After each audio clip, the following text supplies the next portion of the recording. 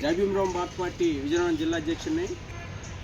ఈరోజు భోగపురం మండలం ముంజేరు గ్రామ సిద్ధార్థ కాలనీ ఎస్సీ కాలనీ బాధితుల రిలే నిరాదీక్షకు మద్దతుగా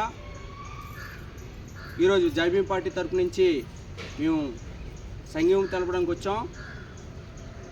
సుమారు దళితులపైన దాడి జరిగి నెల రోజులు కావస్తుంది. కానీ నేటి వరకు కూడా ఈ ప్రభుత్వాలు కనీసం పట్టించుకోలేదు.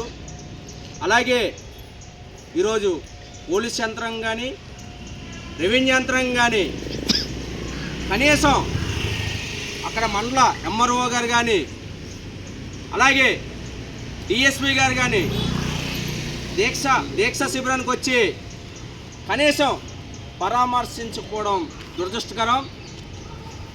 ఒక దళితులకు SC/ST అట్రాసిటీ జరిగినప్పుడు జిల్లా అధికార యంత్రాంగం పరామర్శించి బాధితులకు సంబంధించి నష్టపరిహారం కానివ్వండి, వాళ్ళకి భరోసా కానివ్వండి, వాళ్ళకి పోలీస్ మీటింగ్ ఏర్పాటు చేసి వాళ్ళకి రక్షణ బాధ్యత జిల్లా అధికారుల పైన ఉంది.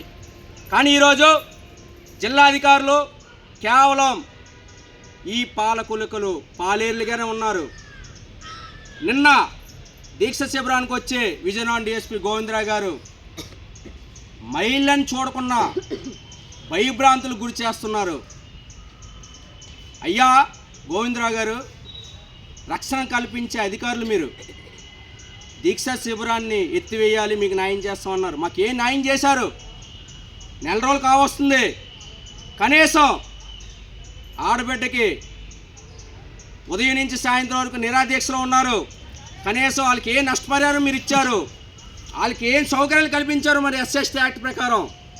అలాగే వాళ్ళకి సంఘం తెలిసిన దళిత నాయకులకి, రాజకీయ పార్టీ నాయకులకి అన్యాయంగా కేసులు బనాయించి భయభ్రాంతులు గురి చేస్తున్న గోవిందరావు DSP గారి పైన చర్యలు తీసుకోవాలని జై భీమరావు భారత పార్టీ నుంచి మేము డిమాండ్ చేస్తున్నాం.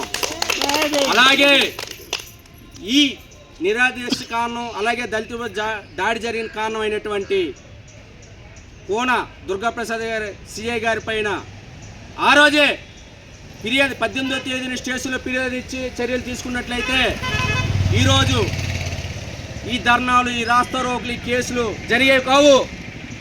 మీరు రక్షించే బొట్ల, భక్షించే బొట్ల అని మేము ప్రశ్నిస్తున్నాం.